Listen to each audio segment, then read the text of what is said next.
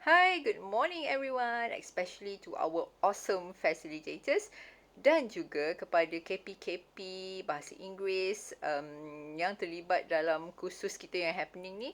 Terima kasih banyak-banyak dan special thanks to our Fesi, YM. Banyak sangat bagi idea-idea yang bernas dan sangat sporting. Jadi tanpa buang masa, kami grup 3 dengan seikhlas hati, dengan rendah hati ingin mengucapkan terima kasih kepada semua di atas sesi perkongsian ilmu dan idea-idea amalan terbaik yang kita dah belajar selama 5 hari ini. Jadi, saya ingin serahkan kepada ketua kami, Miss Sasi. Pass to you, Sasi.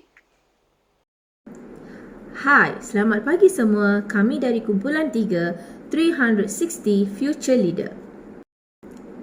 Tajuk tugasan kami adalah Strategi Analisis Data Canvas.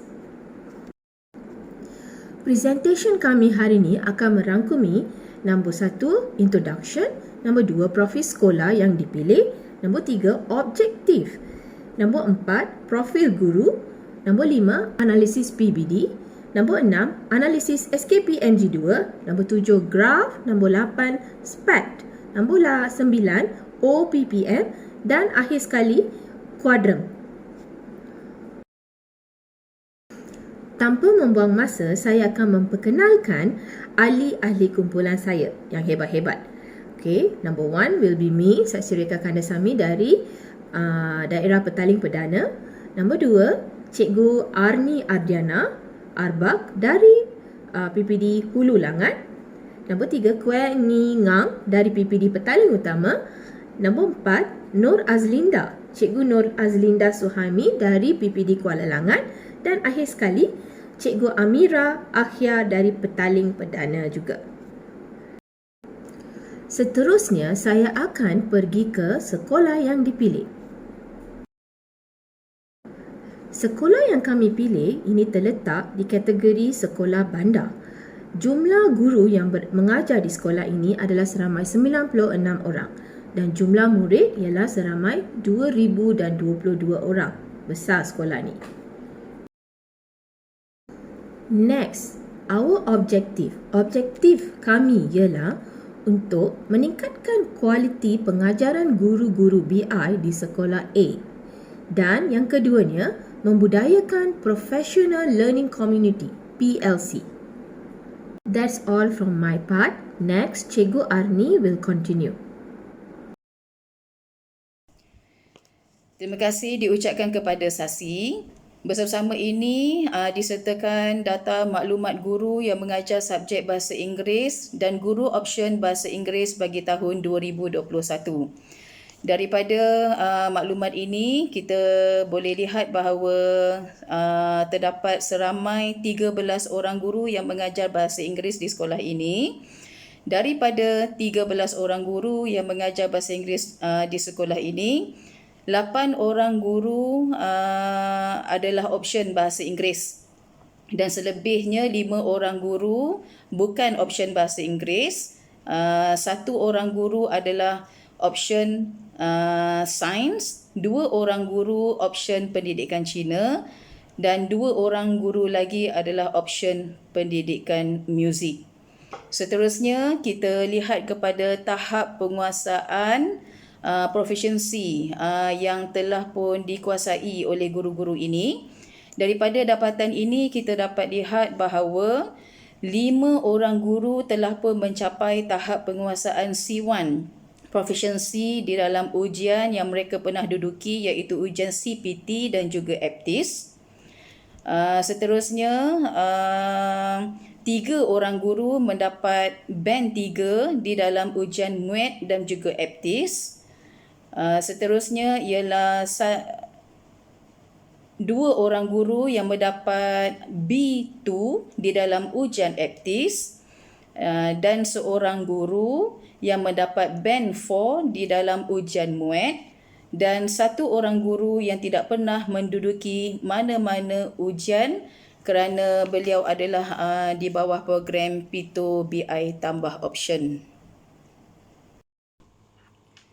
Seterusnya adalah analisa pentaksiran bilik darjah bagi pertengahan tahun. Jadi di sini boleh dapat kita lihat, saya simpulkan di sini analisa pentaksiran bilik darjah dari tahun 1 hingga tahun 6 bersama dengan peratusnya sekali. Jadi untuk tahun 1 daripada jumlah murid seramai 367 orang, bilangan murid yang tertinggi adalah menguasai TP3 dengan membawa peratus sebanyak 44.41. Diikuti oleh TP4 iaitu seramai 129 orang. TP1 2 orang, TP2 14 orang dan TP5 59 orang. Seterusnya untuk tahun 2 daripada jumlah murid seramai 346 orang. Bilangan murid yang tertinggi menguasai adalah TP4 membawa peratus 37.28%. Dan yang selebihnya adalah TP2 13 orang, TP3 113 orang, TP5 91 orang. Okay, dan seterusnya bagi tahun 3 daripada jumlah murid seramai 383 orang. Di sini kita dapat lihat bilangan murid yang tertinggi menguasai adalah TP4 iaitu 247 orang murid dengan membawa peratus 64.49%. Diikuti oleh TP3 yang menguasai TP3 iaitu seramai 80 orang, TP1 6 orang, TP2 10 orang dan TP5 40 orang. Jadi di sini dalam jadual tersebut juga kita dapat lihat bahawa tahun 1 masih tiada murid lagi yang menguasai untuk TP6 bagi tahun 1, 2 dan 3. Seterusnya adalah bagi tahun 4 daripada bilangan murid 336 orang murid kesemuanya. Bilangan murid yang tertinggi yang menguasai adalah yang menguasai TP4 iaitu seramai 154 orang yang membawa peratus 45.83%. Dan 9 orang dapat menguasai TP6 di sini yang membawa peratus sebanyak 2.68%.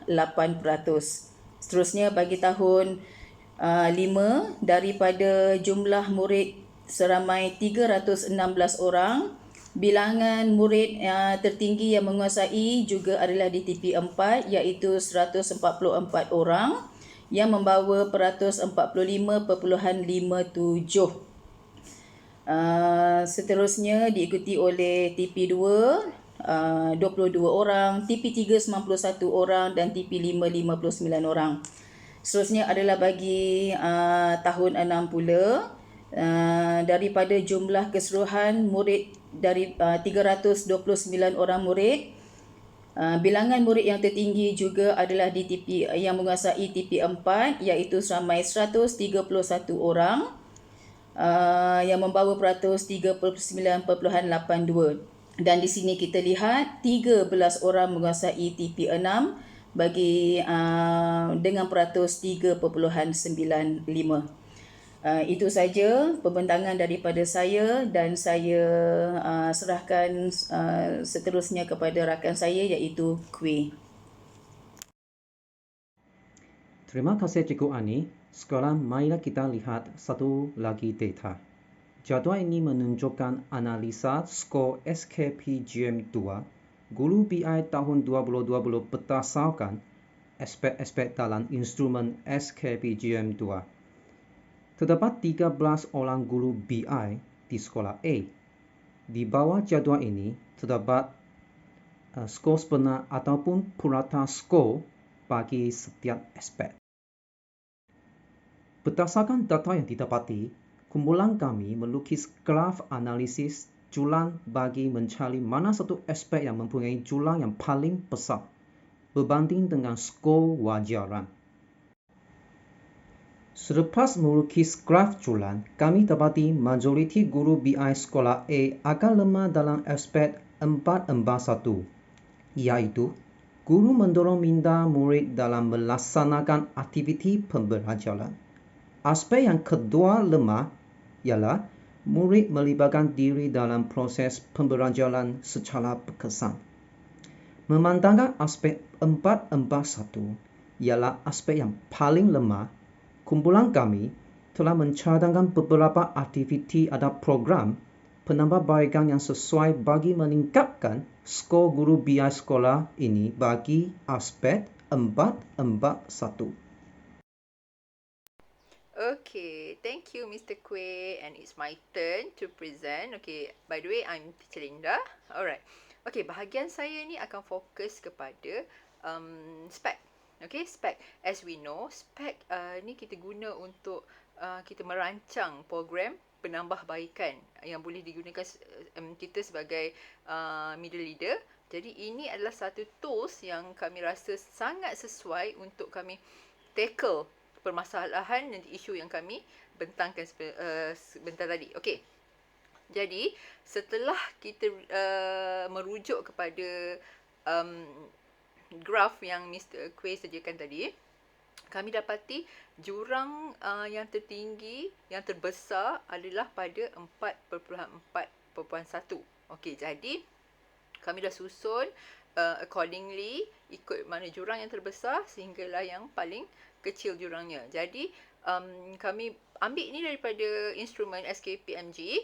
Jadi 4.4.1 guru mendorong minda murid melaksanakan aktiviti pembelajaran secara terancang.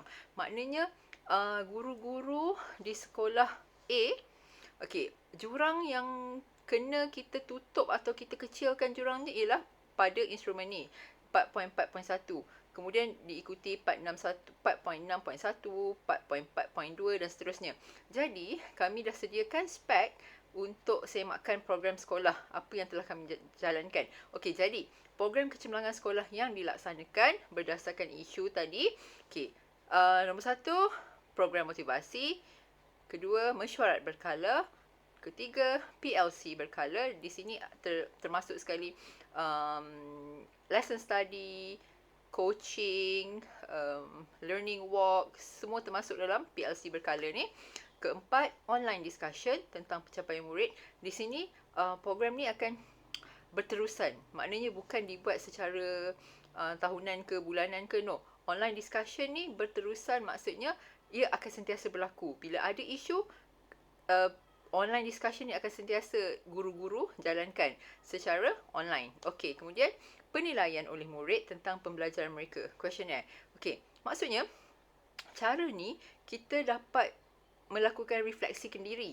Okey, cikgu-cikgu dapat melakukan refleksi sendiri. Contohnya, kita sediakan satu instrumen kaji soal selidik, beberapa soalan ringkas je dan murid akan menjawab sendiri. Adakah anda faham pembelajaran hari ini? Adakah guru menerangkan dengan lebih jelas? Okey, sekiranya budak boleh tanda soalan-soalan instrumen soal selidik tu, itu akan jadi, dan results data, hasil kumpulan data tu akan jadi kita punya refleksi sendiri. Okey, jadi kita tahu di mana kedudukan kita, di mana prestasi kita dalam conducting our classroom. Alright, dan pembinaan, bengkel pembinaan soalan kebat.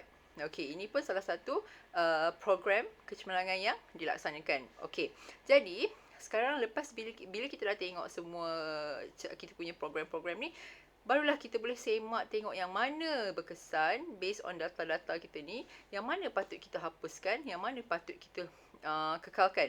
Jadi setelah kami, daripada isu yang telah kami bincangkan, yang telah kami bentang dan kami kaji data-data yang berkaitan dengan sekolah A, kami dapati program motivasi terpaksa dihapuskan kerana ia tidak memberi impak yang besar terhadap isu dan cabaran yang kami hadapi. Okey, dan untuk item kelima, penilaian oleh murid tentang pembelajaran questionnaire, ini sesuatu yang baru yang akan diwujudkan. Mungkin akan memberi hasil kepada item 4.4.1 specifically, because guru sebagai pendorong ni, kita lebih kepada nak tengok bagaimana guru encourage dia punya students dalam kelas untuk bertanya soalan, untuk actively participate in the lesson. Jadi penilaian oleh murid ni sangat penting. Jadi kita cuba wujudkan program ni, dan untuk aktiviti kedua, ketiga, 4, 5 dan 6, ini semua kami akan kekalkan berpandukan data bermaksud program-program ini sangat baik dan sangat memberi impak yang berkesan kepada guru-guru. Okey. Jadi di sini dengan adanya spek bidang ni amat membantu kita guru-guru, especially middle leader, untuk selia guru-guru kita, program-program yang kita akan laksanakan, and at the same time bila pentadbir tanya, okey, apa planning kita, apa yang dah jadi, apa keberkesanan program yang kita lakukan, bila kita ada spek ni sangat-sangat mudah untuk kita value diri sendiri, value apa yang kita lakukan, dan at the same time kita clear, nampak hala tuju. Okey, jadi saya rasa itu sahaja yang ingin saya terangkan tentang spek untuk isu kami. Jadi saya akan serahkan kepada my next presenter, my lovely friends, Teacher Amira. Silakan. Saya akan meneruskan dengan borang OPPM. Okey, dan kami telah mengikut setiap satu langkah yang telah diajarkan oleh pensyarah. Okey, mari kita mulakan. Okey, yang pertama, ketua kami adalah ABC dan nama program kami ialah Pemantapan Teknik Pengajaran Guru-Guru Bahasa Inggeris. Okey, dan kami juga telah meletakkan logo sekolah di bahagian sebelah kiri sekali, dan sekolah kami bernama ABC School. Dan objektif program kami, kesemua program kami, objektifnya adalah untuk meningkatkan kualiti pengajaran guru bahasa Inggeris dan membudayakan PLC. Okey, daripada nombor 3, kita ke 3A, iaitu objektif yang lebih terperinci. Untuk objektif yang lebih terperinci, yang pertama, semua murid mencapai tahap penguasaan keseluruhan sekurang-kurangnya TP3 dalam semua subjek bahasa Inggeris, peningkatan dari 97.76% ke 100%. Yang kedua, pelaksanaan IR sekali seminggu. Yang ketiga, memudayakan PLC 2 bulan sekali. Yang keempat, perbincangan maya secara berterusan di kalangan guru bahasa Inggeris. Yang kelima, semua guru bahasa Inggeris menguasai teknik penyoalan berkesan yang melibatkan komunikasi dua hala. Yang keenam, peningkatan penilaian kendiri guru bahasa Inggeris. Okey, jadi daripada objektif yang terperinci ini tadi, kami telah datang dan kami telah rancang dengan aktiviti dan inisiatif yang kami harap dapat mencapai objektif yang telah ditetapkan. Okey, antara aktiviti yang telah kami rancang ialah mesyuarat, yang pertama. Yang kedua, IR Instructional Round. Yang ketiga, PLC. Yang keempat, perbincangan secara maya. Yang kelima, bengkel pembinaan soalan kebat. Dan akhir sekali, agihan kaji selidik murid tentang pembelajaran di dalam kelas. Maksudnya kami akan agihkan kuesioner kepada murid setelah selesai PDPC. Kami akan tanyakan adakah mereka faham apa yang telah diajar, bagaimanakah item yang dinilai dalam kuesioner itulah antara contoh-contohnya. Adakah approach yang cikgu gunakan itu bertepatan dengan subjek, bertepatan dengan topik yang telah diajar. Okay, itu antara contoh-contoh item yang akan diletakkan dalam borang kaji selidik. Okay. Daripada 4 kita ke 4A. 4A merupakan sub-objektif yang dapat kami generate daripada nombor 4 daripada aktiviti itu. Antara sub-objektif yang dapat dicapai adalah memantapkan PDP guru, peningkatan pembangunan profesionalisme guru, meningkatkan kemahiran penyoalan guru dalam kebat, dan meningkatkan kualiti refleksi guru. Okey, jika kita lihat pada sasaran dan objektif, kita dapat lihat kesemua aktiviti tadi dapat membantu untuk memantapkan PDP guru. Okey, ada yang berkongsi sub-objektif yang sama. Sebagai contoh, untuk meningkatkan kualiti refleksi guru, bagaimanakah kita dapat reflection itu? Reflection itu dapat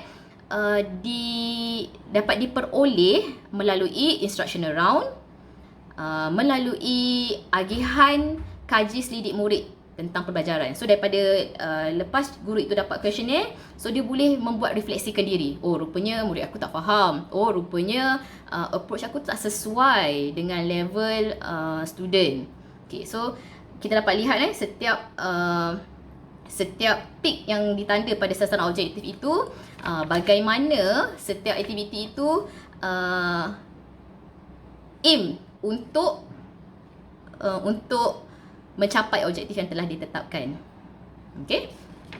Kemudian daripada 4A kita ke nombor 5, langkah 5. Langkah 5 kami telah menyenaraikan guru-guru dan penolong kanan yang terlibat dan bertanggungjawab dengan aktiviti yang telah ditetapkan tadi. So PK kurikulum jadi orang nombor 1 dan seterusnya pemimpin pertengahan KPBI, dan kami meletakkan semua guru panitia, cikgu A, B, C dan D, dan kami juga telah melabelkan A, B, C sebagai siapa yang bertanggungjawab untuk program tersebut. Okey, dan boleh lihat di bahagian 5B kami telah labelkan A, B, C, iaitu A orang yang pertama bertanggungjawab, yang kedua sekiranya A tiada, B dapat meneruskan program tersebut dengan hanya melihat pada borang OPPM. Okay? Dan seterusnya cikgu yang telah dilabelkan sebagai C, iaitu orang ketiga. Orang ketiga bertanggungjawab. Okay, daripada 5B, kita teruskan dengan nombor 6. Nombor 6 adalah status kemajuan ataupun progres setiap aktiviti yang telah dijalankan. Okay, kita dapat lihat ada dua label di situ. Satu adalah hitam yang gelap dan satu lagi hitam yang ada lubang. Okay, untuk hitam gelap itu menandakan projek itu pada bulan tersebut telah lengkap dan telah selesai. Bukan selesai, telah dijalankan, manakala bulat yang kosong itu masih belum disiapkan lagi.